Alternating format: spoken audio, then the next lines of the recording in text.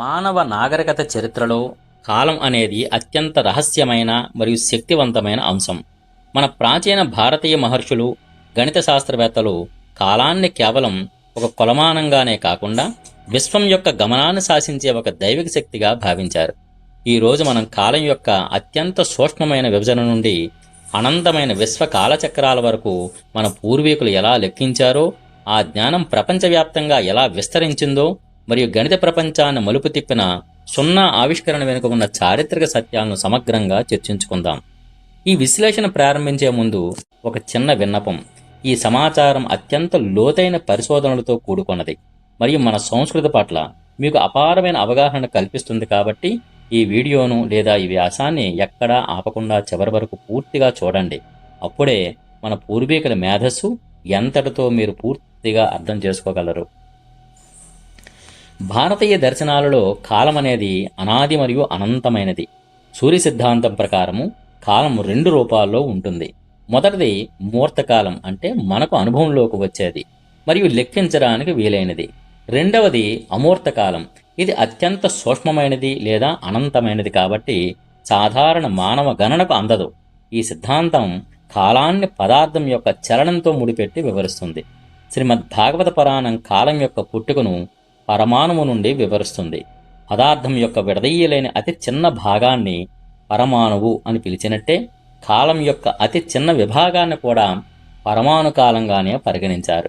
శ్రీమద్ భాగవతంలోని ఈ ఆధార శ్లోకం ఏంటంటే, సకాల పరమాణుర్వై యోభుంక్తే పరమాణుతాం సతో విశేష బుక్యస్తు సకాల పరమో మహాన్. ఒక పరమాణువు ఎంతటి స్థలాన్ని ఆక్రమిస్తుందో అంతటి సూక్ష్మమైన పదార్థం గుండా సూర్యకాంతి ప్రసరించడానికి పట్టే కాలాన్ని పరమాణు కాలం అంటారు. ఈ విధంగా అత్యంత సూక్ష్మ స్థాయి నుండి అత్యంత బృహత్తర స్థాయి వరకు కాలాన్ని లెక్కించడం అనేది కేవలం భారతీయ విజ్ఞానంలోనే కనిపిస్తుంది. మన పూర్వీకులు కాలాన్ని లెక్కించడానికి ప్రకృతిలో మన చుట్టూ జరిగే మార్పులను ఆధారంగా చేసుకున్నారు. కనురెప్ప వేయడానికి పట్టే కాలం నిమిషం, శ్వాస తీసుకోవడానికి పట్టే కాలం ప్రాణం వంటి సహజ స్థిరమైన ప్రమాణాలను వారు ఉపయోగించారు. సూర్య సిద్ధాంతం ప్రకారము కాలాన్ని 9 విభిన్న పద్ధతుల్లో లెక్కించవచ్చు. వీటిలో కొన్ని దేవతలకు, కొన్ని మానవులకు, కొన్ని ఖగోళ గణనలకు ప్రత్యేకం. బ్రాహ్మమానం బ్రహ్మదేవుని ఆయుర్దాయం మరియు కల్పాలను లెక్కిస్తుంది. దైవమానం దేవతలకు సంబంధించిన కాలం. ఒక మానవ సంవత్సరం దేవతలకు ఒక రోజుతో సమానం. మానవమానం మన్వంతరాల గణన. పితృమానం పితృదేవతలకు సంబంధించిన కాలం. ఒక మానవ నెల పితృదేవతలకు ఒక రోజుతో సమానం. సౌరమానం సూర్యుని గమనాన్ని బట్టి రాశిచక్రం ఆధారంగా లెక్కించేది. గ్రహాల స్థానాలను నిర్ణయించడానికి దీనిని వాడతారు. సావనమానం సూర్యోదయం నుండి సూర్యోదయం వరకు ఉండే కాలం. యజ్ఞాలు, వ్రతాలు మరియు వ్యవహారిక పనులను దీన్ని వాడతారు. చాంద్రమానం చంద్రుని తిథుల ఆధారంగా లెక్కించేది. శుక్లపక్షం, కృష్ణపక్షం. ఆర్షమానం దీన్నే నక్షత్రమానం అంటారు. నక్షత్రాల గమనం ఆధారంగా లెక్కించే కాలం. పారిశుచ్యమానం గురుగ్రహం యొక్క భ్రమణం ఆధారంగా లెక్కించే 60 ఏళ్ల చక్రం. ప్రస్తుతం మనం వాడుతున్న పంచాంగం ఈ 9 రకాల గణనల సమ్మేళనం. ఇందులో తిథి, వార, నక్షత్ర, యోగ, కరణం అనే 5 అంగాలు ఉంటాయి. ఇవి మానవుని జీవితాన్ని ఖగోళ శక్తులతో అనుసంధానిస్తుంది. భారతీయ కాల గణనలో అత్యంత విస్మయకరమైన అంశం ఏంటంటే లక్షల మరియు కోట్ల సంవత్సరాల కాలచక్రాలను వివరించడం. సమయం సరళరేఖలా కాకుండా వృత్తాకారంలో తిరుగుతుందని మన పూర్వీకుల నమ్మకం. ప్రతి మహాయుగంలో 4 యుగాలు ఉంటాయి. అవి 4:3:2:1 నిష్పత్తిలో క్రమంగా తగ్గుతూ వస్తాయి. ఈ తగ్గుదల కేవలం కాలంలోనే కాదు, మానవుల ధర్మము, ఆయుష్ మరియు నైతిక విలువల్లో కూడా కనిపిస్తుంది. కలియుగం క్రీస్తుపూర్వం 3102 ఫిబ్రవరి 17 లేదా 18న కృష్ణ పరమాత్మ నిర్యాణం తర్వాత ప్రారంభమైందని జ్యోతిశాస్త్ర ఆధారాలు చెబుతున్నాయి. ప్రస్తుతం మనం కలియుగంలో సుమారు 5126 సంవత్సరాలు పూర్తి చేసుకున్నాం. భారతీయ కాలగణన సూక్ష్మం నుండి బృహత్ వరకు. మన పూర్వులు కనురెప్పపాటు సమయాన్ని కూడా లెక్కించారు. సూర్య సిద్ధాంతం మరియు పురాణాల ప్రకారము కాల విభజన ఇలా ఉంటుంది. సూక్ష్మకాలం మైక్రో యూనిట్స్. పరమాణు కంటికి కనిపించని అతి చిన్న సమయం, దాదాపు సెకండ్లో 30,000వ వంతు. క్షణం 30 పరమాణువులు. నిమిషం 3 క్షణాలు, అంటే కనురప్ప వేసే సమయం. తత్పర 30 నిమిషాలు. త్రుటి 100 తత్పరలు. స్థూలకాలం మైక్రో యూనిట్స్. ఘడియ 20 నిమిషాలు 60 వికడీలు.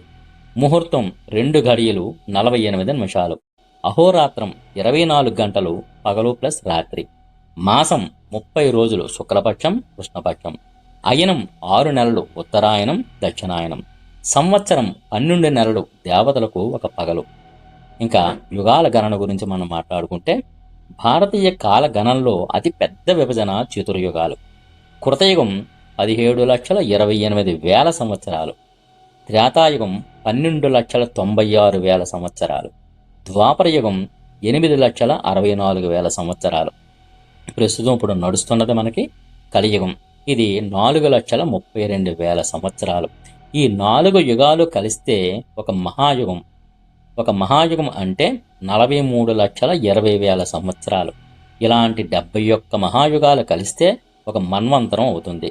ప్రతి మన్వంతరానికి ఒక మను అధిపతి. ప్రస్తుతం మనం 7వ మన్వంతరమైన వైవస్వత మన్వంతరంలో ఉన్నాం. 14 మన్వంతరాలు మరియు వాటి మధ్య వచ్చే సంధికాలాలు కలిపితే ఒక కల్పం అవుతుంది. ఇది బ్రహ్మదేవునికి ఒక పగల మాత్రమే. బ్రహ్మకు ఒక రాత్రి కూడా అంత్యకాలం ఉంటుంది. ఈ పగలు మరియు రాత్రి కలిపి ఒక బ్రహ్మ అహోరాత్రం అవుతుంది. దీని విలువ సుమారు 864 కోట్ల మానవ సంవత్సరాలు. కార్ల్ సాగన్ అనే ప్రఖ్యాత ఖగోళ శాస్త్రవేత్త తన కాస్మోస్ గ్రంథంలో హిందూ మతం మాత్రమే విశ్వం యొక్క వయస్సు బిలియన్ల సంవత్సరాలని చెప్పింది. ఇది ఆధునిక విజ్ఞాన శాస్త్ర అంచనాలకు చాలా దగ్గరగా ఉంది అని ప్రశంసించారు. ఆధునిక విజ్ఞానం ప్రకారము విశ్వం వయస్సు 13.8 బిలియన్ ఏళ్ళు కాగా, బ్రహ్మ దినచర్య ప్రకారము మనం ఇప్పుడు బ్రహ్మ యొక్క 51వ సంవత్సరంలో మొదటి రోజులో ఉన్నామని లెక్కలు చెబుతున్నాయి. భారతీయ కాలగణన ఇంతటి సూక్ష్మతను ఉన్నప్పుడు ప్రపంచంలోని ఇతర నాగరికతల్లో కాలం ఎలా ఉండేదో చూడడం అవసరం. అనేక పురాతన నాగరికతలు భారతీయ విజ్ఞానం నుండి స్ఫూర్తి పొందాయనేందుకు కొన్ని బలమైన ఆధారాలు ఉన్నాయి. మధ్య అమెరికాలోని మాయన్ నాగరికత కూడా అత్యంత ఖచ్చితమైన క్యాలెండర్లను రూపొందించింది. వారి లాంగ్ కౌంట్ క్యాలెండర్లో కూడా యుగాల వంటి భావన ఉంది. మాయన్ సంస్కృతి ప్రకారము విశ్వం ఇప్పటికే 4 సార్లు నాశనమైంది. ఇప్పుడు మనం 5వ సూర్యుడి కింద ఉన్నాం. ఆశ్చర్యకరంగా వారి 5వ చక్రం ప్రారంభమైన తేదీ క్రీస్తు పూర్వం 3114 ఆగస్టు 11. ఇది భారతీయ కలియుగ ప్రారంభ తేదీకి క్రీస్తు పూర్వం 3102 అత్యంత సమీపంలో ఉంది. మాయన్ క్యాలెండర్ రూపకర్త అయిన మాయి ధానవు మరియు సూర్య సిద్ధాంతాన్ని రాసిన మయ ఒకరే కావచ్చుననేది సిద్ధాంతం కూడా ప్రచారంలో ఉంది. మెసొపటోమియాలోని సుమేరియన్లు 60 సంఖ్య ఆధారంగా కాలాన్ని లెక్కించారు. ఇది భారతీయ ఘడియ లేదా నక్షత్ర భ్రమణ గణనలకు భిన్నంగా ఉన్నప్పటికీ కాలం చక్రీయమనే భావన వారిలో కూడా ఉంది. అయితే భారతీయ వ్యవస్థలో ఉన్నట్లుగా పరమాణువు స్థాయి సూక్ష్మ విభజనలు వారి వద్ద లభించలేదు. గ్రీకులు కాలాన్ని సరళ రేఖలా చూశారు. కానీ భారతీయ ఖగోళ శాస్త్రం మరియు గ్రీకు ఖగోళ శాస్త్రం మధ్య క్రీస్తు పూర్వం 4వ శతాబ్దం నుండి పరస్పర మార్పిడి జరిగింది. రోమక సిద్ధాంతం మరియు యవన సిద్ధాంతం వంటి గ్రంథాలు ఈ సంబంధానికి నిదర్శనం. సూర్య సిద్ధాంతంలోని గ్రహాల గమనం మరియు ఐరోపా ఖగోళ శాస్త్రవేత్తల గణనల మధ్య పోలికలు నేటికి చర్చనీయాంశాలే. ఒకప్పుడు భారతీయ సంస్కృతి కేవలం గంగానది తీరానికే పరిమితం కాలేదు. దీని ప్రభావం ఇండోస్పియర్ అని పిలువబడే ఆగ్నేయాసియా దేశాల వరకు విస్తరించింది. కంబోడియా, ఇండోనేషియా, థాయిలాండ్ మరియు వియత్నాం దేశాల్లో భారతీయ కాలగణన మరియు ఖగోళ శాస్త్రం లోతైన ముద్ర వేశాయి. కంబోడియా, ఇక్కడ అంగోట్కర్ వాట్ దేవాలయం కేవలం భవనం కాదు, అదొక ఖగోళ గడియారం. సూర్య సిద్ధాంతం ప్రకారము సూర్యుడు మరియు నక్షత్రాల గమనాన్ని బట్టి ఆ దేవాలయం కొలతలు నిర్మించబడ్డాయి. ఇక్కడ శాసనాల్లో భారతీయ శకాబ్దాలను వాడటం మన కాలగణన విస్తరణకు నిదర్శనం. ఇండోనేషియా, జావాలోని బోరోబుదూర్ బౌద్ధ స్తూపం మరియు పర్మబండం హిందూ దేవాలయం భారతీయ వాస్తుశాస్త్ర మరియు ఖగోళ గణనలను ఆధారంగా రూపొందించాయి. ఇండోనేషియాలో నేటికి అనేక ద్వీపాలు భారతీయ పంచాంగ పద్ధతులనే పాటిస్తారు. టిబెట్ మరియు చైనా బౌద్ధ మతం ద్వారా భారతీయ ఖగోళ శాస్త్రం టిబెట్ మరియు చైనాకు చేరింది. చైనాలోని 9 ఎగ్జిక్యూషన్ క్యాలెండర్ పై భారతీయ ప్రభావం ఉందని చరిత్రకారులు చెబుతారు. కాలగణన ఎంత ముఖ్యమో దానికి సంబంధించిన లెక్కలు కూడా అంతకంటే ముఖ్యం. సున్నా లేకుండా ఈ గణనలు సాధ్యం కావు. సున్నాను కేవలం ఒక ఖాళీ గుర్తుగా కాకుండా దానికి ఒక విలువ ఉందని, దానితో గణిత ప్రక్రియలు చేయవచ్చని నిరూపించిన ఘనత భారతీయులదే. సున్నా యొక్క ఆవిష్కరణ ఒకే రోజులో జరగలేదు. ఇది కొన్ని శతాబ్దాల పరిణామం. బక్షాలి రాతప్రతి పాకిస్తాన్లోని పెషావర్ల వద్ద దొరికిన ఈ రాతప్రతిపై ఆక్స్ఫర్డ్ శాస్త్రవేత్తలు పరిశోధనలు చేశారు. ఇందులో సున్నాను ఒక చుక్క రూపంలో వాడారు. ఇది క్రీస్తు శకం 3వ లేదా 4వ శతాబ్దానికి చెందినదని తేలింది. ఇదే సున్నాకు సంబంధించిన అత్యంత పురాతన రాతపూర్వక ఆధారం ఆర్యభట్ట క్రీస్తు శకం 5వ శతాబ్దంలో ఆర్యభట్ట సంఖ్యలను అక్షరాల రూపంలో చెప్పే పద్ధతిని ప్రవేశపెట్టారు. ఆయన నేరుగా సున్నాను వాడకపోయినా ఆయన స్థాన విలువ పద్ధతి అంటే ప్లేస్ వాల్యూ సిస్టమ్ సున్నా లేకుండా సాధ్యం కాదు. బ్రహ్మగుప్తుడు క్రీస్తు శకం 628లో బ్రహ్మస్ఫుట సిద్ధాంతంలో బ్రహ్మగుప్తుడు సున్నాను ఒక సంఖ్యగా పరిగణించి దానితో కూడికలు, తీసివేతలు, గుణకారాలు ఎలా చేయాలో నియమాలను రాశారు. ఒక సంఖ్య నుండి అదే సంఖ్యని తీసివేస్తే వచ్చేది శూన్యమని ఆయన వివరించారు. సున్నా ప్రపంచవ్యాప్తి భారతదేశం నుండే సున్నా అరబ్ దేశాలకు, అక్కడ నుండి ఐరోపా దేశాలకు ప్రయాణించింది.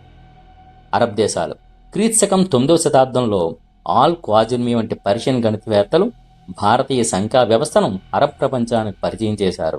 దీనినే హిందూ అరబిక్ న్యూమరికల్ సిస్టమ్ అని పిలుస్తారు. ఐరోపా క్రీస్తు శకం 1202లో ఇటలీకి చెందిన ఫిబోనాచి తన లిబర్ అవాచి అనే గ్రంథం ద్వారా ఐరోపాకు సున్నాను పరిచయం చేశాడు. అప్పటి వరకు ఐరోపాలో ఉన్న రోమన్ సంఖ్యల పద్ధతిలో సున్నా లేకపోవడం వల్ల లెక్కలు చేయడం చాలా కష్టంగా ఉండేది. భారతీయ కాలగణన కేవలం పండుగలు నిర్ణయించడానికే కాదు, విశ్వం యొక్క రహస్యాలను అర్థం చేసుకోవడానికి కూడా ఉపయోగపడింది. పరమాణు స్థాయి నుండి బ్రహ్మదినం వరకు మన పూర్వీకులు చేసిన గణనలు నేటి కంప్యూటర్ యుగంలో కూడా శాస్త్రవేత్తలను ఆశ్చర్యానికి గురి చేస్తున్నాయి.